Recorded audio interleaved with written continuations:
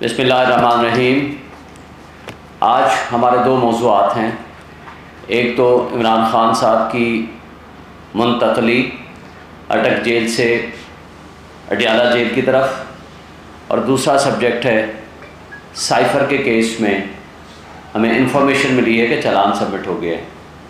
ہمارے پاس پورا ریکارڈ، وہ انفارمیشن ابھی کمپلیٹ موجود نہیں ہے، تو جب موجود ہوگی تو نیچرلی ہم اس کے اوپر پراپرلی رسپونڈ کریں گے، but for the time being جو ہمارا پوائنٹ آف ویو ہے آپ سے شیئر کرنا ہے۔ پہلی بات تو یہ ہے کہ جس وقت متاثر جج ہمایوں دلاور نے ایک انلیگل، ان کانسٹیٹیوشنل، ان لافل اور یک طرفہ فیصلہ سنایا جس میں ہمارا حق دفاع بھی ختم کر دیا گیا تھا، ہمارے گواہان بھی نہیں آنے دیے گئے تھے، یہ پاکستان کی تاریخ کا واحد کیس ہے کہ جس میں ملزم بھی نہیں، اس کا وکیل بھی ان کے بقول موجود نہیں، حالانکہ وہاں موجود تھے، اس کے باوجود ایک لکھا لکھایا فیصلہ ان تک پہنچا، انہوں نے اناؤنس کر دیا۔ ابھی فیصلے پہ دستخط نہیں ہوئے، وارنٹ آف ارسٹ پہ ایگزیکیوٹ نہیں ہوا، وہ جاری نہیں ہوا، اس پہ دستخط نہیں ہوئے، اور لاہور پولیس پہلے پہنچ گئی وہاں گرفتار کرنے۔ بہرحال اس میں لکھا ہوا ہے کہ اڈیالہ جیل میں رکھا جائے گا، اور اس وقت ہم نے پٹیشن فائل کی اسلام آباد ہائی کورٹ میں کہ ہمیں یہ بتایا جائے کہ پھر یہ کس کے حکم سے اڈیالہ جیل کی بجائے اٹک جیل لے جایا گیا۔ لیکن بدقسمتی سے کہ اس کیس میں ضمانت کا فیصلہ ہو گیا، حالانکہ جج صاحب نے کہا تھا میں 4 دن میں اس ضمانت کا فیصلہ کروں گا، لیکن 4 دن کی بجائے 25 دن لگائے۔ لیکن اس کا فیصلہ ہونے کے بعد 2 مہینے کے بعد یہ فیصلہ کیا کہ اٹک جیل سے منتقل کر دیا جائے اڈیالہ جیل۔ اس دوران ایک اور متاثر جج ابو الحسنات ذوالقرنین، جس نے انڈیٹڈ ایک روکار بھجوا دی، اور جس میں نہ تو وکلاء موجود تھے، نہ ملزم موجود تھا، نہ عمران خان صاحب کو پروڈیوس کیا گیا، نہ ان کو طلب کیا گیا، اور ان کو گرفتاری ڈال دی گئی سائفر کے کیس میں۔ اور اس دوران سائفر کیس FIR بھی درج ہو گئی جس کا کسی کو نہیں پتا تھا۔ اب مسئلہ یہ تھا کہ چلے سائفر کے کیس میں ضمانت کا فیصلہ کر دیں۔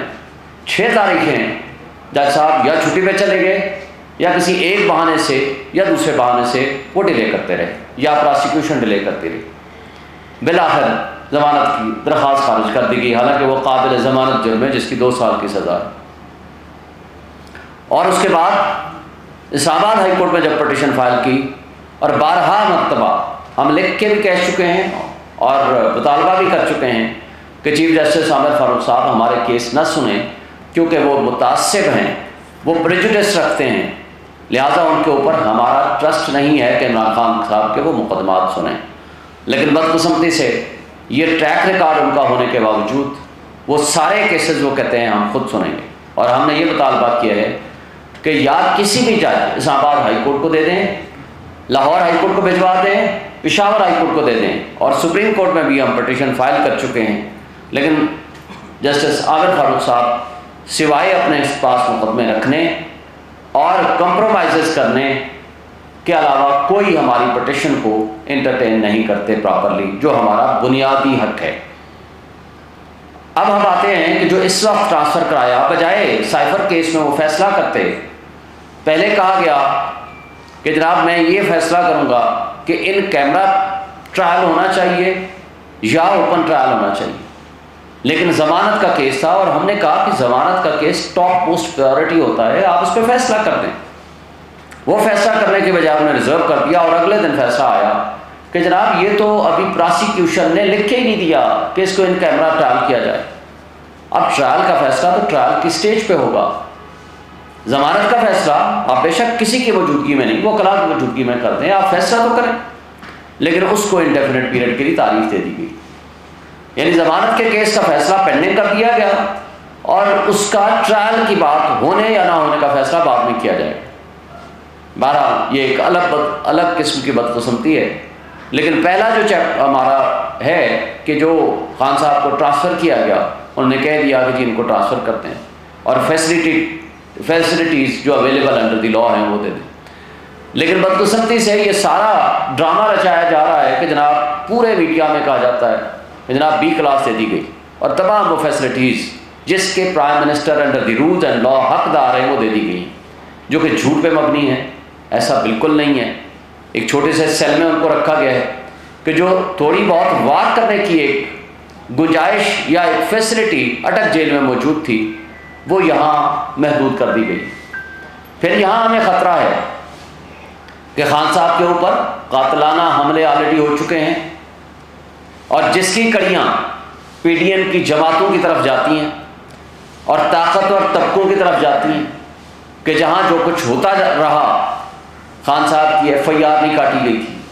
آج ہمیں شدید خطرہ ہے ان کی لائف کو, ان کی زندگی کو. اسی طرح جس طرح آپ نے ماضی قریب میں دیکھا عمران ریاض کو اٹھایا گیا, آج وہ واپس آ گئے ہیں, لیکن وہ فزیکل اینڈ مینٹل جس حالت میں ہیں وہ سب آپ کے سامنے ہیں. اس لیے نہ تو کھانوں کا کوئی چیک ہو رہا ہے کہ کس طرح کے کھانے ان کو دیے جا رہے ہیں, کہیں خدا نہ خواستہ ان کے ساتھ کسی قسم کا بھی مسحیق ہو سکتا ہے. اس طرح کی اور کوئی حرکت جو پی ڈی ایم کی جماعتیں ان کے پیچھے لگی ہوئی ہیں اور کچھ طاقتور لوگ جو پیچھے لگے ہوئے ہیں, تو ہم یہ وارن کرنا چاہتے ہیں تمام ایڈمنسٹریشن کو, تمام اداروں کو اور تمام ان لوگوں کو کہ جو اس میں جو کوتاہی برت رہے ہیں, جو زندگی کو خطرے میں ڈال رہے ہیں. اگر خدا نہ خواستہ ایسا کچھ ہوا تو قوم آپ کو معاف نہیں کرے گی. ماضی میں آپ نے دیکھا کہ کس طرح ذوالفقار علی بھٹو کی شہادت ہوئی اور وہ بھی کورٹس کے ذریعے کرائی گئی, اور کس طریقے سے بے نظیر بھٹو کی شہادت کرائی گئی, اور کس طرح عمران خان کے اوپر ایک نہیں کئی قاتلانہ حملے ہوئے. اللہ نے زندگی رکھی تھی وہ بچ گئے, لیکن اس طرز عمل سے, اس طریقہ کار سے جو کہ آج ان کے ساتھ سلوک رکھا جا رہا ہے اور جو ہمیں انفارمیشن ملی ہے اس کی بنیاد پر ہم یہ عدالتوں سے بھی مطالبہ کرتے ہیں کہ بارہا ان کو لائف تھریٹس ملی ہیں. گورنمنٹ آف پاکستان نے بھی ان کو انفارم کیا ہے, اور اس کے علاوہ ہماری جو انفارمیشن ہے اس کے ذریعے اڈیالہ جیل میں ان کے ساتھ کوئی اس طرح کا خطرناک قسم کا منصوبہ بنایا جا سکتا بھی ہے اور اس کے امکانات بھی ہیں. اس لیے ہم بجا طور پر یہ سمجھتے ہیں کہ ان کو جو ان کی facilities under the law and constitution in کا حق ہے وہ ملنی چاہیے, اور اس کے ساتھ کسی قسم کا ایسا کوئی رویہ یا اس طرح کی کوئی حرکت جو کچھ ان کے ساتھ ممکنہ طور پر ہو سکتی ہے اس کا تدارک کیا جائے. اور اس سلسلہ میں ہم جلد ہی ہم ہائی کورٹ سے بھی رجوع کریں گے اور سپریم کورٹ سے بھی رجوع کریں گے. آج جو سائفر کے حوالے سے بات ہے, میں سمجھتا ہوں کہ سائفر کا مقدمہ درج کرنا اٹ سیلف ایک غلامی کی بدترین مثال ہے. جس شخص نے, عمران خان جس شخص نے ملک کی سلامتی اور خود مختاری کا دفاع کیا, جس نے ایبسلیوٹلی ناٹ کہا, اس کو آپ نے چند دنوں میں رجیم چینج آپریشن کی سازش کے تحت ان کو اقتدار سے ہٹا دیا. اور جس شخص نے کہا بیگرز آر ناٹ چوزرز, اس کو آپ نے پرائم منسٹر بنا دیا. اور جس شخص نے کہا امریکہ ہماری وینٹیلیٹر ہے, اس کو آپ نے ڈیفنس منسٹر بنا دیا. اور جو سازش میں ملوثی کردار تھے ان کو یا تو آپ نے ان کے مقدمات ختم کر دیے یا ان کو اقتدار وہ بخشا کہ جس کی آج پاکستان نتائج بھگت رہا ہے.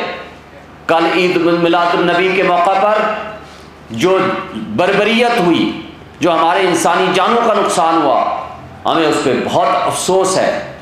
مگر میں پوچھتا ہوں اپنے ان طاقتور ریاستی اداروں سے, اپنی ان انٹیلیجنس ایجنسیز سے, اپنے ان اداروں سے جن کی اور حکومتوں سے جن کی یہ ذمہ داری ہے کہ وہ دہشت گردی کو ختم کریں, جن کی یہ ذمہ داری ہے کہ وہ پراپر انٹیلیجنس بیسڈ آپریشنز کریں, لیکن ان کو بدقسمتی سے تمام اداروں کو, تمام ایجنسیز کو, پولیس کو ایک ایک کام پہ لگا دیا گیا کہ کسی طریقے سے عمران اور پی ٹی آئی کو کرش کیا جائے، لیکن پی ٹی آئی کی مقبولیت تو نہ ختم کر سکے، لیکن بدقسمتی سے ملک کو ایک بدامنی، ایک جرائم کی آماجگاہ بنا دیا۔ آج جس طرح کی دہشت گردی کا سامنا ہمیں ہے، اس کو ہم مکمل طور پر ماضی قریب میں ختم کر چکے تھے، اور اسی طرح آج جو 25 کروڑ عوام بھوک، مہنگائی، بے روزگاری اور غربت کی لکیر کے نیچے چلی گئی ہے، وہ خودکشیاں کرنے پہ مجبور ہو گئی ہے، اور یہ سارا فراڈ اور ڈرامہ صرف ایک شخص کی دشمنی میں رچایا گیا۔ یہ ایڈونچر مس ایڈونچر ہو گیا، اور آج بھی ہمارے وہ لوگ اپنی پالیسیوں پہ نظر ثانی کرنے کے لیے تیار نہیں ہیں۔ تو کیا اس ملک کو، 25 کروڑ عوام کو جس دلدل میں پھنسا دیا گیا ہے، کیا یہ طریقہ کار آپ جاری رکھیں گے؟ کیا عمران خان کے بغیر کاکڑ صاحب کہتے ہیں کہ الیکشن ٹھیک ہوگا، اور پھر ساتھ یہ کہتے ہیں کہ نہیں جی یہ غلط فہمی کی بنیاد پر مروڑ تروڑ کر میرا بیان پیش کیا گیا، پھر دوسرا انٹرویو دیتے ہیں کہ نہیں اگر پی ٹی آئی بھی نہیں ہوگی تب بھی وہ الیکشن لیجٹیمیٹ ہوگا؟ دل کی بات زبان پہ آ جایا کرتی ہے۔ کاکڑ صاحب سے پوچھتا ہوں، یہ تمہارا کام ہے کہ تم کیئر ٹیکر ہو، تمہیں کس نے یہ اختیار دیا ہے کہ چارٹر طیارے کے اوپر تم آپ کی عوام کے پیسے کو آپ ضیاع کریں؟ آپ کو کس نے اختیار دیا ہے کہ آپ پوری دنیا میں گھومتے پھریں اور وہ سرکار کے خرچے پہ، پبلک کے فنڈز پہ؟ آج صورتحال یہ ہے، یو این ڈی پی کی رپورٹ کے مطابق 17.5 سے 18 بلین ڈالر سالانہ ہم اشرافیہ کو مفت مراد دے رہے ہیں۔ کیا آپ اس بات کے متحمل ہو سکتا ہے ہمارا ملک؟ اور اس کے باوجود بڑی ڈھٹائی کے ساتھ بیٹھ کے کہتے ہیں کہ نہیں، کہ ہم تو بڑے امپارشل ہیں۔ آپ کی امپارشلٹی اسی دن نظر آ گئی تھی کہ جس دن آپ نے مسلم لیگ نون کے حمایت یافتہ لوگوں کو آپ نے منسٹرز بنا دیا۔ آج صورتحال یہ ہے کہ سائفر کے حوالے سے وہ سارے کردار جو آج سب کے سامنے انٹرسیپٹ کی رپورٹ دے چکی ہے، انٹرسیپٹ کی رپورٹ اگر غلط ہے تو میں حکومت پاکستان سے، میں اپنے اداروں سے مطالبہ کروں گا کہ آپ اس کے خلاف مقدمہ دائر کیجئے اور کہیے کہ یہ رپورٹ غلط ہے، اور یہ کہیے کہ اس سازش میں یہ لوگ ملوث نہیں ہیں، یہ کہیے کہ اس کے کنٹینٹس پاکستان کی سلامتی اور خود مختاری کے خلاف ہیں۔ لیکن اگر آپ اس پہ خاموش رہتے ہیں اور آج بھی سائفر کی موجودگی میں اس کے اوپر کوئی جوڈیشل کمیشن نہیں بناتے، تو یہ مطلب تصور ہوگا کہ پاکستان ابھی آزاد نہیں ہوا، اس کو حقیقی آزادی کی آج بھی ضرورت ہے۔ اگر ہم نے غلامی میں رہنا تھا تو 1947 میں ہم نے ملک کیوں آزاد کرایا؟ عمران خان نے تھرو آؤٹ یہ مطالبہ کیا کہ اس کے اوپر جوڈیشل کمیشن بنایا جائے، سپریم کورٹ کے ججز کی سربراہی میں بنایا جائے، جس کے لیے پچھلے جج جسٹس عمر بندیال صاحب کو ہم نے لکھا تھا، اور آج ہم موجودہ چیف جسٹس قاضی فائزہ صاحب سے یہ مطالبہ کرتے ہیں کہ اس کے اوپر، سائفر کے اوپر ایک ہائی پاور جوڈیشل کمیشن بنایا جائے اور اس کے اوپر فائنڈنگز دی جائیں کہ اس کے اندر کون کون کردار ملوث ہیں، کون کون ریجیم چینج آپریشن کے کردار ہیں، اور کس طریقے سے اس ملک کو نہ صرف غلامی کی دلدل میں دھکیل دیا بلکہ 25 کروڑ عوام کی قسمت کو ایک تباہی کے گڑھے میں پھینک دیا گیا۔ تو یہ آخر وہ کردار اگر سامنے نہیں آئیں گے تو بڑے افسوس کی بات ہو گئی۔ عمران خان نے جنرل ریٹائرڈ طارق کی سربراہی میں کمیشن بنایا جو کہ معذرت کر کے پیچھے ہٹ گئے، پھر ان کا اقتدار ختم کر دیا گیا، لیکن اس کے بعد شہباز شریف کی زیر قیادت ایک نیشنل سیکورٹی کمیٹی کا اجلاس ہوا، اور اس سے پہلے عمران خان کی زیر قیادت نیشنل سیکورٹی کمیٹی کا اجلاس ہوا اور دونوں میں یہ مطالبہ کیا گیا کہ یو ایس اے کے ایمبیسڈر کو ڈیمارش کیا جائے، کیونکہ انہوں نے انٹرونشن کی ہے، انہوں نے مداخلت کی ہے، ہماری ملک کی سلامتی اور خود مختاری کے اندر مداخلت کی ہے۔ اگر وہ مداخلت غلط تھی تو پھر سائفر تو اس کا مطلب ہے کنٹینٹس درست ہیں۔ پھر اسد مجید کو طلب کیا گیا جو کہ ایمبیسڈر تھے یو ایس اے کے، اور اس نے آ کر اپنے ان کنٹینٹس آف سائفر کو درست قرار دیا۔ پھر شہباز شریف نے فلور آف دی ہاؤس پہ کھڑے ہو کر کہا تھا کہ اس پہ دھمکی آمیز گفتگو تھی۔ وہ دھمکی آمیز گفتگو کیا تھی وہ تو انٹرسیپٹ کلیئر کر چکا ہے، اور پھر اس کے اوپر کہا کہ میں ہائی پاورڈ کمیشن یا کمیٹی بناؤں گا۔ تو پھر وہ کدھر گئی کمیٹی یا وہ کمیشن؟ اس کا مطلب ہے کہ وہ آج بھی حل طلب ہے ایشو، لیکن بدقسمتی سے رانا ثناء اللہ نے اپنی پریس کانفرنسز کے ذریعے اور اپنے من پسند آفیشلز ایف آئی اے کے ذریعے ایک جھوٹا پرچہ عمران خان اور شاہ محمود قریشی کے خلاف درج کرا دیا گیا، اور پتہ چلا کہ جناب اعظم خان جو کہ پرنسپل آفیسر تھے اور جس کے پاس یہ سائفر ہوتا چاہیے تھا کاپی اس کی بریف نوٹ، جو کہ رسپانسبل ہے under the constitution rules of business and the law, اس کو وعدہ معاف گواہ بنا دیا گیا۔ اور اسد صاحب جو کہ اس وقت اس کے اندر ایکیوز تھے، اب پتہ چلا ان کو بھی ان کا نام بھی اس لسٹ میں نہیں، اور ایک صرف عمران خان اور شاہ محمود قریشی کو اس کے اندر ایکیوز بنا کے چالان سبمٹ کر دیا گیا۔ تو یہ ساری باتیں میں سمجھتا ہوں کہ آج بھی یہ تقاضا کرتی ہیں کہ چیف جسٹس آف پاکستان اس کے اوپر جوڈیشل کمیشن بنائیں، اس لیے کہ جہاں پولیٹیکل وکٹمائزیشن کے ذریعے 180 سے زائد مقدمات عمران خان کے خلاف درج کر دیے گئے ہیں، لیکن یہ مقدمہ اپنی نوعیت کا انوکھا مقدمہ ہے، اس لیے کہ یہ ہماری قوم کو غلامی کے طوق میں بند کرنے کے مترادف ہے۔ اگر یہ مقدمہ چلتا ہے تو پوری دنیا میں ہماری ایک ایٹمی پاور رکھنے والی ملک اور قوم کی سب سے بڑی بے عزتی ہے۔ تو میں سمجھتا ہوں کہ آج اس کیس کے اندر عمران خان کو سزا دلانا مقصد ہے، اس لیے تاکہ اپنے آقاؤں کو یہ میسج دے سکیں، وہ پی ڈی ایم اور کی وہ فاشسٹ جماعتیں جنہوں نے غلامی کا طوق قبول کیا تھا، اور ان کو پیغام دیں کہ جو آزادی کا نعرہ لگانے والے لوگ ہیں ہم نے ان کو عبرت کی نشان بنانا ہے تاکہ پوری قوم غلامی میں کو قبول کر لے، اور یہ ہمارے لیے کسی طور قابل قبول نہیں ہے۔ Thank you sir. یہ بتائیے کہ 28 گواہ پیش کیے گئے، اس میں دفتر خارجہ بھی شامل ہے، پی ایم ہاؤس کے افسران بھی شامل ہیں، اور اس نے بھی جب ان کیمرہ سماعت ہوئی تھی اس میں 161 کا بیان تھا۔ یہ 164 کا بیان کب ہوا؟ یہ تو مجسٹریٹ کے سامنے ہوتا ہے۔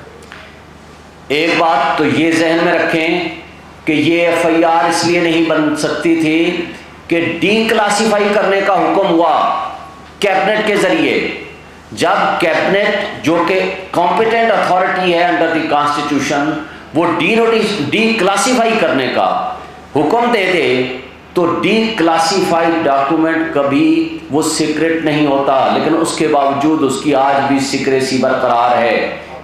اس لیے جہاں تک آپ نے 164 کی سٹیٹمنٹ کی بات کی ہے، قاضی فائز عیسیٰ صاحب کا کیس حدیبیہ پیپر مل پہ اور اسحاق ڈار کی سٹیٹمنٹ کے اوپر پڑھ لیں، اور یہ قانون کا تقاضا ہے کہ جب تک 164 کی سٹیٹمنٹ ریکارڈ کرنے والا شخص ملزم اور اس کے وکیل کی عدم موجودگی میں کرے گا اس کی کوئی قانونی حیثیت نہیں ہے، اور وہ نلیفائی ہوگا، اس قانون کی نظر میں اس کی کوئی حقیقت اور وقت نہیں ہے۔ یہ قانون بھی ہے، یہ سپریم کورٹ کا فیصلہ بھی ہے، لیکن بدقسمتی سے جو کچھ کیا جا رہا ہے یا کہا جا رہا ہے یا جن ملازمین کو پریشر ڈال کے ان کی سٹیٹمنٹس لائی گئی ہے، اوریجنل سائفر تو آج بھی موجود ہے۔ کہاں موجود ہے؟ وہ منسٹری آف فارن افیئرس میں موجود ہے. اگر آپ FIR کے کنٹینٹس پڑھو اس کے اندر لکھا ہوا ہے یہ کلاسیفائڈ ہے، حالانکہ ڈی کلاسیفائی کا حکم موجود ہے، کیبنٹ کا موجود ہے. بلکہ میرے پروگرام میں بیٹھ کے کئی دفعہ عطا تارڑ نے اور کئی لوگوں نے ایکسیپٹ کیا، ان کے منسٹرز نے، ہاں جی وہ ڈی کلاسیفائی کرنے کی وہ کیبنٹ نے آرڈر کر دیا تھا. تو اس لیے یہ کنٹینٹس آف FIR ہی غلط ہے. اور دوسری بات یہ کہنا کہ وہ سائفر ہی گم ہو گیا، سائفر ٹیلی گرام گم ہو گیا، وہ آج اس کو تبدیل کر دیا، ہاں جی وہ تو فارن آفس کا موجود ہے، پھر جرم کون سا ہوا؟ نیکسٹ. شیخ صاحب، عامر ملک میرا نام ہے. آپ نے ماشاءاللہ PTI سے اور چیئرمین PTI سے متعلقہ بہت سارے امور اور معاملات کا آج اس پریس کانفرنس میں احاطہ کیا. لگتا یہ ہے کہ آپ کی کور کمیٹی کے ممبر بھی ہیں اور بڑے قریبی آپ کے ذرائع ہیں، آپ کے رابطے ہیں چیئرمین PTI سے. تو ماضی میں ایسا تھا کہ جب بڑے بڑے جلسے PTI کے ہوتے تھے تو چیئرمین PTI سیاسی مخالفین کو افیڈرین عباسی اور مولانا ڈیزل کا القابات سے پکارا کرتے تھے. اب یہ جو توشہ خانہ کی واردات ہے اس کے نتیجے میں مخالفین جو ہیں وہ ان کو توشہ خان کے لقب سے پکار رہے ہیں. تو اس پہ چیئرمین PTI یا PTI کیا محسوس کر رہے ہیں، ذرا بتائیے. پہلی بات تو یہ ہے کہ PTI اور چیئرمین PTI کی مقبولیت، آپ نے وہ جو سو کارڈ گیلپ رپورٹ آئی ہے، میں اس کو سو کارڈ اس لیے کہتا ہوں، میں بھی اس کو نہیں مانتا جس طرح کی وہ رپورٹس آئی ہیں. لیکن ہم چلیں for the time being minimum بھی ہم آپ کو کہیں، پوری عوام کی 70% آبادی آج بھی وہ ایک ہی شخصیت کو پسند کرتی ہے، اس کے نظریات سے متفق ہے، وہ واحد شخص ہے عمران خان اور PTI. توشہ خانہ کے ذریعے آپ نے بولا، توشہ خانہ نے تو آپ سب کے پول کھول دیے ہیں ماشاءاللہ. ہمارے خلاف تو الزام صرف یہ ہے نا کہ آپ نے وہ ڈیکلیریشن پراپر نہیں کی، ٹیکس اتھارٹیز کے پاس کر دی، لیکن آپ نے جو الیکشن کمیشن کے پاس وہ لفظ لکھنا تھا توشہ خانہ وہ نہیں لکھا.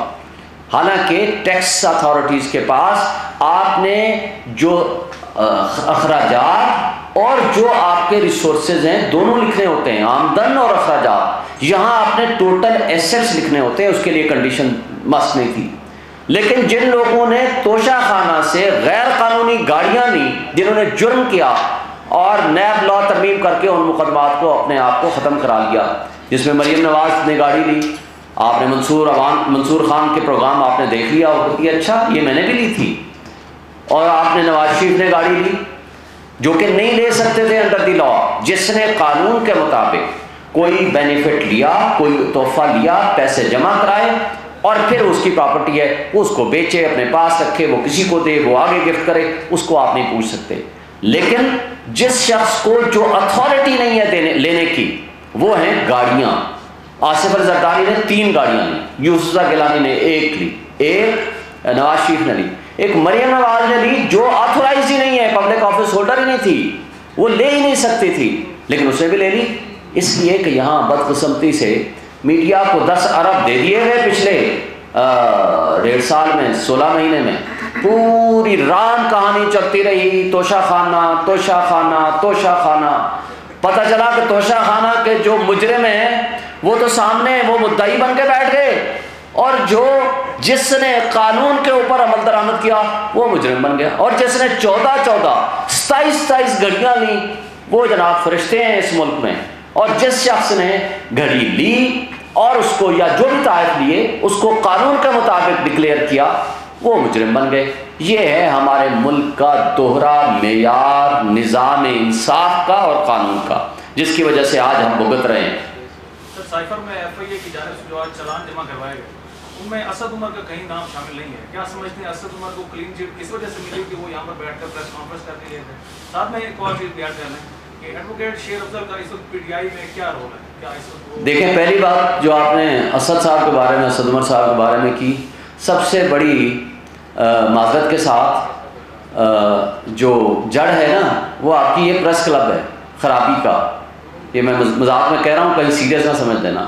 جو اس جہاں پریس کانفرنس کر کے گیا وہ فرشتہ بن گیا، صرف ڈرائی کلین نہیں ہوا، وہ فرشتہ بن گیا.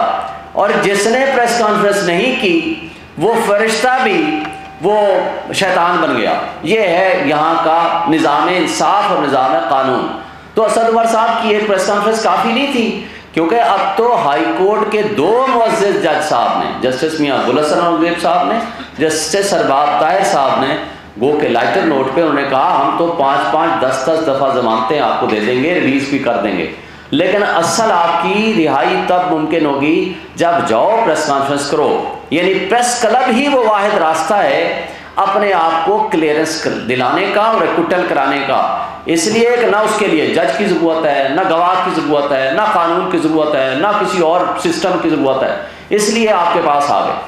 آپ نے جو بات کی، دیکھیں ہمارے ہاں پی ٹی آئی سب سے بڑی پولیٹیکل پارٹی ہے اس وقت، اس میں کوئی شک نہیں. ہمارا مخالف بھی اس بات کو مانتا ہے. اب تو شکر ہے کہ جو مخالفین ہیں، خواہ وہ ادارے ہیں یا وہ پولیٹیکل پارٹیز ہیں، انہوں نے خود جو سروے کیا ہے، جو وہ کہ اپنے آپ کو تو بہت 88% پہ لے گئے ہیں، چلیں ہم جو بھی باتیں ہیں وہ الگ ہیں، وہ بھی مانتے ہیں the only largest political party all over the Pakistan, even Sindh میں بھی ان کو زیادہ ووٹ ملے کہ جی ان کی جو ہے پاپولرٹی ایون پیپلز پارٹی سے انٹیریئر سندھ میں بھی زیادہ ہے. تو باقی کے پی کا تو آپ نے دیکھ لیا، پنجاب میں بھی دیکھ لیا. لیکن وہ بھی یہ کہتے ہیں کہ سب سے بڑی پولیٹیکل پارٹی، اب سب سے بڑی جو پولیٹیکل پارٹی ہوتی ہے اس میں کروڑوں کی تعداد میں افراد ہوتے ہیں.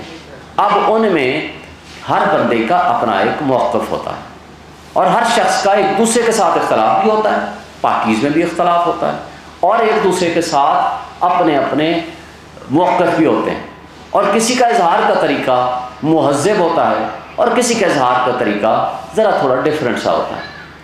اور اس لیے کہ جو بھی اپنا موقف اظہار کرنا چاہتا ہے، وہ خواہ وہ سوشل میڈیا ہو، خواہ وہ الیکٹرانک میڈیا ہو، وہ کر سکتا ہے. لیکن اگر وہ پارٹی کا ورکر ہے تو اس کو چاہیے کہ وہ پارٹی میں جا کر کے اپنا شکایت درج کرائے اور پارٹی کو فیصلہ کرنے دے. اور پارٹی نے ایک بات بتا دوں کہ 5 ترجمان مقرر کیے ہیں، جس میں سے فاروق حبیب صاحب، رؤوف حسن صاحب، میں اور گوہر صاحب اور علی محمد خان صاحب. جو پارٹی کا ورژن ہوگا وہ ان 5 ترجمانوں کے ذریعے آپ کے سامنے آئے گا. باقی اب کروڑوں کی تعداد میں ورکرز ہیں، جو کوئی بھی اپنی اوپینین دینا چاہے، کوئی کمنٹ کرنا چاہے، کوئی کسی کے خلاف کرتا ہے. میں تو پڑھتا ہی نہیں ہوں، مجھے تو ظاہر ہے ہزاروں کی تعداد میں روز میرے خلاف بھی ہوتا ہوگا، کچھ میرے حق میں بھی لکھتے ہوں گے.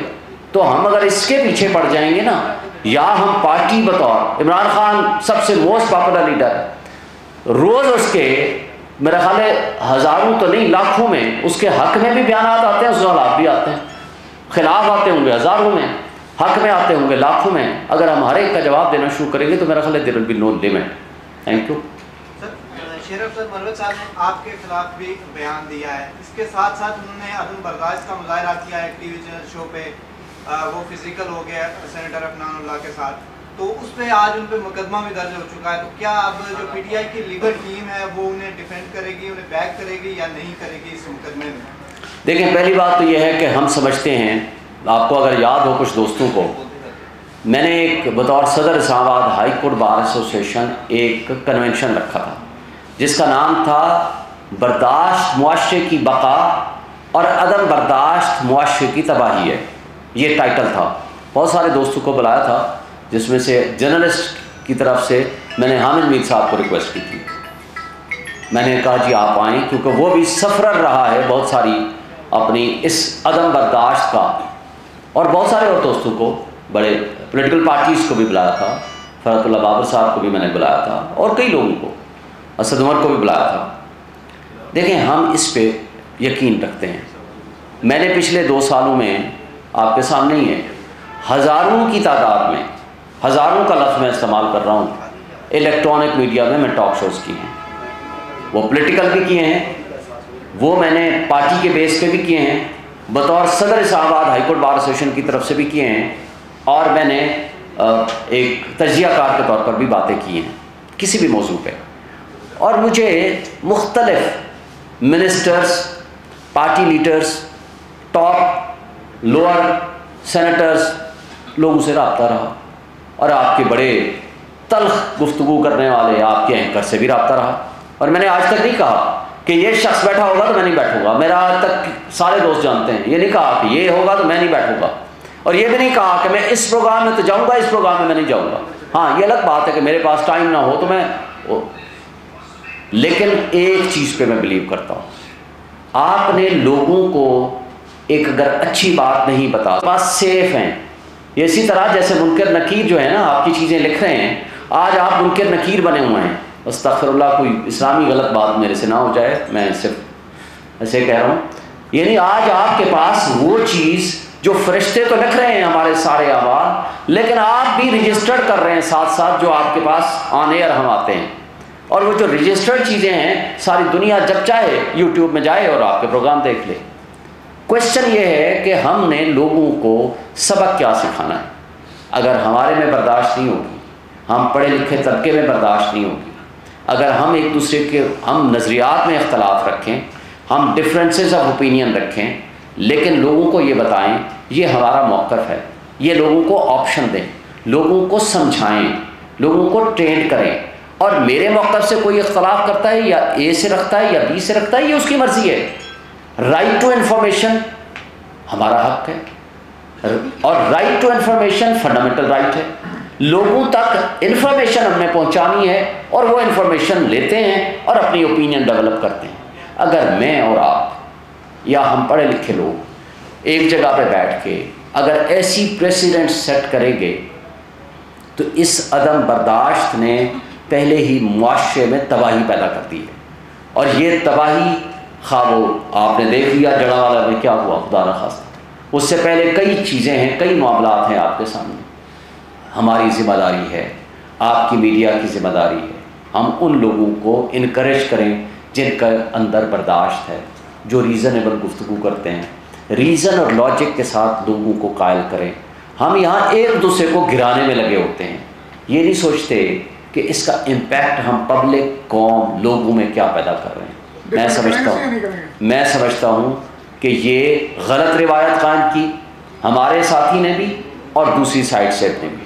یہ انتہائی غلط روایت تھی, اس کو ہم کسی صورت انکریج نہیں کریں گے. باقی پارٹی فیصلہ کرے گی کہ ان کی کیا رائے, ان تک یہ سچویشن پہنچ چکی ہے اور وہ پارٹی کی کور کمیٹی جو فیصلہ کرے گی ہم پارٹی کے پابند ہوں گے. لیکن یہ میری رائے ہے کہ ہم برداشت کے قائل ہیں, ہم تہذیب کے دائرے میں رہنے کے قائل ہیں.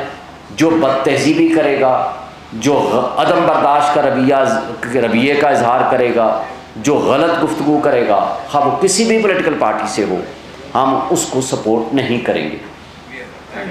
سر امین بول ٹی وی سے, میاں صاحب وطن واپس آ رہے, قانونی رائے, قانونی ترجیح سے جواب چاہیے گا. ہمارے رہنمائے ملت جناب میاں محمد نواز شریف صاحب وطن واپس آ رہے ہیں, وہ کیا لڑیں گے, الیکشن یا مقدمات؟ نواز شریف صاحب کا مجھے تو ابھی تک یقین نہیں ہے کہ وہ آئیں گے. دوسری بات, ان کے پچھلے 1 مہینے 15 دن کے اندر اندر مختلف بیانیے آپ نے دیکھ لیے. جو ڈیلر ہوتا ہے ڈیل کر کے جاتا ہے, ڈیل کر کے آتا ہے, پھر ڈیل کر کے جاتا ہے, پھر واپس آتا ہے, پھر ڈیل کر کے جاتا ہے اور پھر ڈیل کر کے واپس آنا ہے. ڈیلر کبھی لیڈر نہیں ہوتا. لیڈر ایک ہے اس وقت, وہ ہے عمران خان, جو کہ اس وقت جیل میں ہے, جس کا مرنا جینا اس ملک کے ساتھ ہے. لیکن ڈیلر صاحب جب آئیں گے ان کو قانون کا سامنا کرنا پڑے گا. قانون کی نظر میں جو سزا یافتہ مجرم ہے, سزا یافتہ اشتہاری مجرم ہے, اس کو ضمانت بھی نہیں ملا کرتی, کیونکہ ضمانت کا اس نے مس یوز کیا ہے. یہ ہے قانون کی بات. وہ جیل میں جائیں گے, اس کے علاوہ ان کا کوئی ٹھکانہ نہیں ہے, اور ضمانت بھی نہیں ہو سکتی یہ قانون کے مطابق, اس لیے کہ میجر پنشمنٹ ان کو ملی ہوئی ہے, اور اس کے ساتھ ساتھ انہوں نے مس یوز آف بیل کی ہے. اور وہ کون سے ڈاکٹرز تھے جو یہ کہتے تھے پاکستان کی ہواؤں اور فضاؤں میں واپس جاؤ گے تو آپ بیمار ہو جاؤ گے, اگر پوری دنیا میں گھومتے رہو تو آپ بہت صحت مند ہیں. Thank you.